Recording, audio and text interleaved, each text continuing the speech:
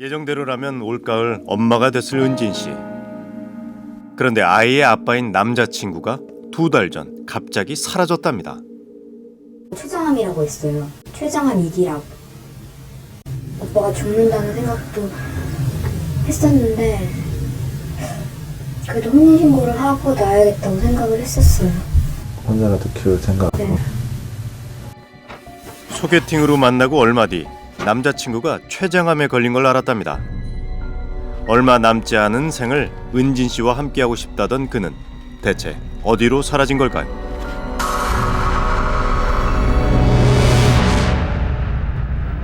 암 투병에 지쳐 나쁜 마음이라도 먹은 걸까요? 그를 찾아봐야겠습니다. 서울 강남의 한 유명 성형외과. 직업이 의사인 남자친구는 이곳에서 근무한다고 말해왔는데요. 사람을 좀 찾고 있는데요. 어떤 분이요? 그 혹시 의사 중에 신창균 씨라고 있으세요? 페이박토를 하시는 분 없으세요? 병원을 잘못 알고 있던 걸까요? 다른 곳도 확인해봐야겠습니다. 병원에서 그러면 혹시 근무하시는 분 계세요? 글쎄요, 저희 쪽에도 있어요. 신창균이란 이름 석자와 전화번호 11자리가 전부인데요. 거신 전화는 당분간 수신이 정지되어 있습니다. 그마저도 이젠 소용없습니다. 그의 이름은 진짜일까요? 나이와 직업도 이젠 믿기 힘듭니다. 은진 씨가 남자친구를 만난 건 지난해 11월이었습니다. 우연한 기회로 알게 된 의사 언니가 동료 의사를 소개시켜준 건데요. 병원에서 이제 근무하는 선배가 있다. 사람이 되게 착하고 괜찮다. 그러면서 이제 소개팅을 자꾸 해달라고 한다. 갑자기 당직을 하게 됐다며 의사 언니는 소개 자리에 나오질 않았습니다. 주선자가 없어 서먹한 분위기를 해결해 준 건 달콤한 복분자주였습니다. 만나고 얼마 안 돼서 이제 바로 이제 그런 결혼 얘기를 꺼냈더라고요. 우리가 이렇게 사이도 좋고 한데 이제 부모님께 정식으로 이제 허락을 받고 빨리 자리 잡고 싶다. 그래서 뭐 부모님께 인사드리러 가자 뭐 이랬어요. 네.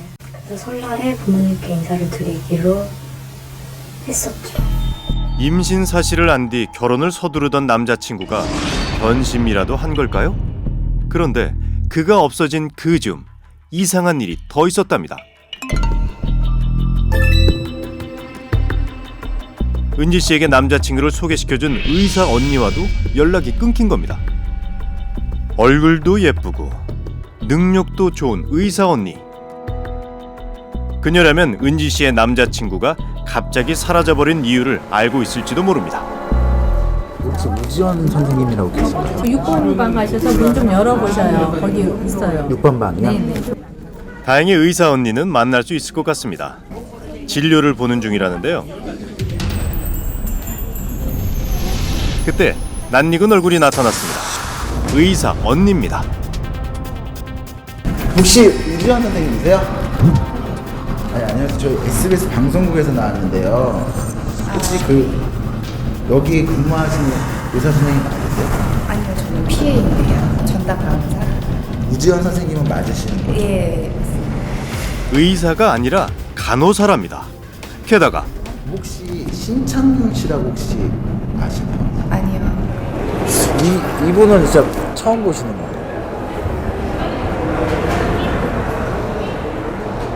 네. 전혀 누군지 모르겠어요. 알고 보니 은진 씨가 의사 언니를 알게 된 건 스마트폰 어플을 통해서였다는데요. 전화를 하면은 이제 좀 몇십 분 뒤에 자기 뭐 진료 보고 왔다. 이런 식으로 얘기를 하니까 그런 것도 했죠. 여자분은 계속 카톡으로만 얘기를 하신 거예요? 은진 씨가 가지고 있던 사진 속 인물은 맞는데 은진 씨가 알던 그 언니가 아닙니다. 네, 우지원. 네, 맞아요. 몇 시간 아세요? 나이가 지금 30이죠? 한번요. 혹시 라는 어플은 해보신 적 있으세요? 해본 적은 없고요. 얘기는 들었어요. 그런데 나이와 이름은 맞습니다. 은진 씨가 어플을 통해 만난 그 사람은 누구이기에 우지원 씨에 대해 이리도 잘 알까요?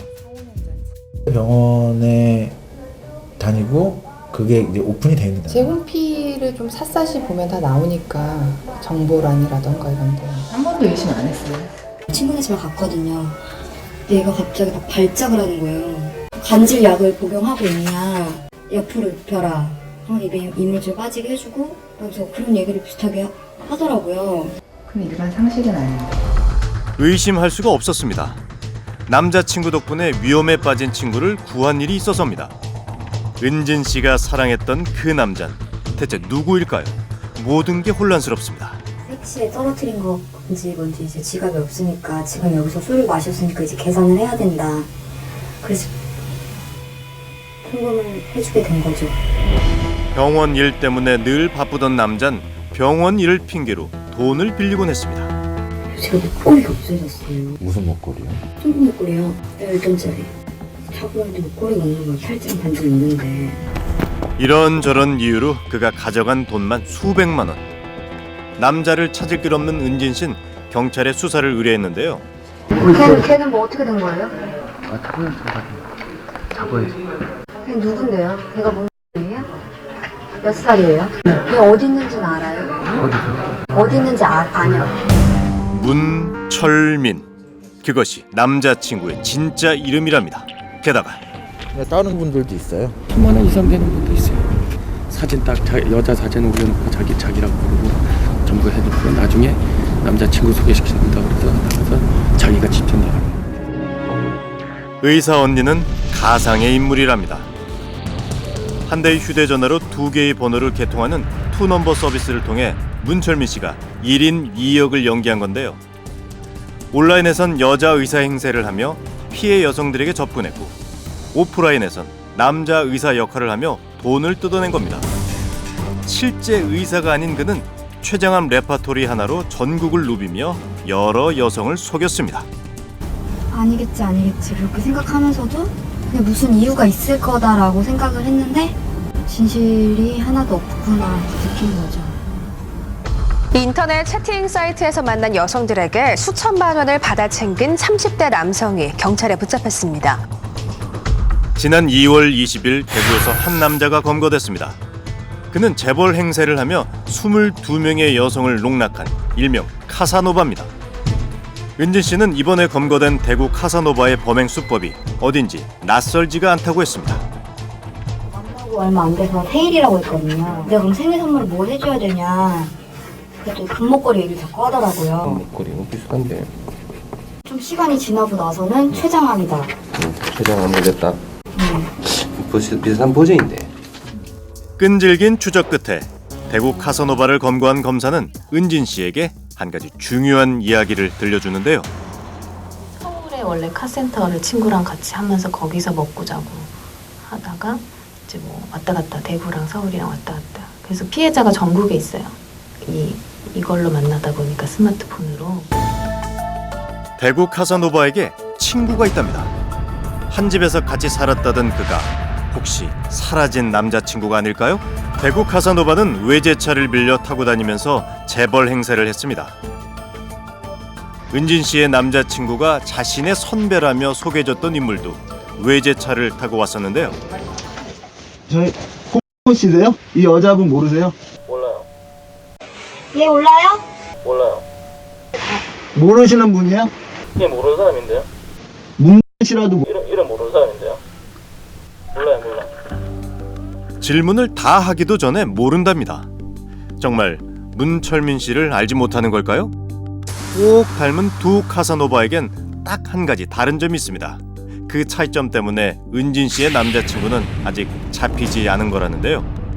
특이한 점이 이제 1인 2역을 했다라는 점인데요. 특히 이제 남성이 여성의 역할을 함으로써 이제 여자 피해자들로부터 어떤 불신이라든지 경계 이러한 것을 최대한 늦춘 후에 이제 이러한 사기 행각을 벌였다는 점인데요. 뭐가 좋겠냐. 그랬더니 처음에 금목걸이 얘기를 했어요. 목걸이는 남자는 뭐 기본 15돈은 해야 된다. 되게 부담스러웠죠. 남자는 이제 생일 선물 사지 말라고 이제 그런 쪽으로 계속 얘기를 했고 남자친구는 원하는 것이 있으면 앞에선 거절하고 뒤에서 의사 언니 행세를 하며 요구했습니다. 괴로움을 홀로 삼키는 척 행동하면서 문자로 넌지시 거짓 사연을 흘렸는데요. 그렇게 상대를 농락했습니다. 친분을 쌓았던 그러한 어떤 여자 의사에 대해서 이미 신뢰의 관계가 형성이 됐고요. 이미 신뢰를 한 사람이 소개해준 다른 사람에 대해서 무조건적으로 사실은 이러한 신뢰가 전이가 됐다라고 봐야죠. 기막힌 남자의 1인 2역 연극은 과연 언제쯤 막을 내릴 수 있을까요?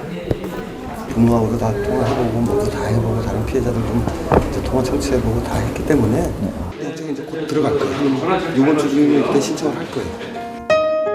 너무 쉽게 상대를 믿고 너무 빨리 마음을 열었다며 자신을 비난하는 이들도 있다는 걸 은진 씨는 잘 알고 있습니다. 이때는 언제 찍은 거예요? 마지막에 봤을 때요. 마지막에 봤을 때? 자기가 사진을 찍어달라고 하더라고요. 그리고 그전에는 같이 사진을 안 찍었었거든요. 이렇게 그래도 또 다른 피해자를 막기 위해서 용기를 냈습니다. 한편으로 생각하면은 막 열받다가도 또 한편으로 생각하면 무슨 이유가 있었겠지. 되게 짧은 시간이었죠. 거의 한 달 그 정도 시간이었는데 지금도 잘 안 믿겨져요. 근데 연극이 끝났는데도 쉽게 자리를 뜰 수 없습니다. 여운은 길고 충격은 여전합니다. 하트 와쇼.